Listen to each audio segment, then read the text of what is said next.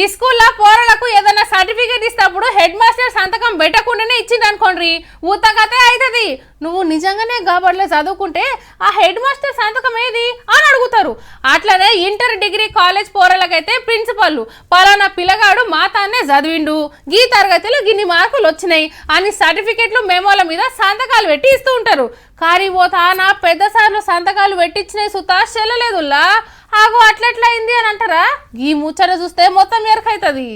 సర్టిఫికెట్లు ఒరిజినలే, సార్లు ఒరిజినలే, వాళ్ళు చదివినట్టు చూపెట్టిన యూనివర్సిటీలు సుతా ఒరిజినలే, కాకుంటే చదువుకున్న పోరలే డూప్లికేటు.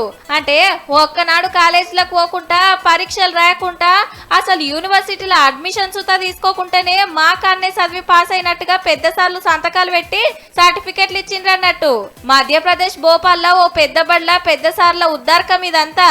4 లక్షల నుంచి 2 లక్షల వరకు డిపెండింగ్ ఆన్ ద డిమాండ్, ఎట్లయితే ఉంది డిమాండ్ ఉందో అంత వాళ్ళు డబ్బులు వసూలు చేసి ఈ సర్టిఫికెట్స్ ఈ స్టూడెంట్స్ కి ఇవ్వడం జరిగింది. దొంగ సర్టిఫికెట్లు ఇస్తున్న యూనివర్సిటీ ఇప్పటి వీసీ పాత వీసీ ఇద్దరిని అరెస్ట్ చేసిండ్రు పోలీసులు.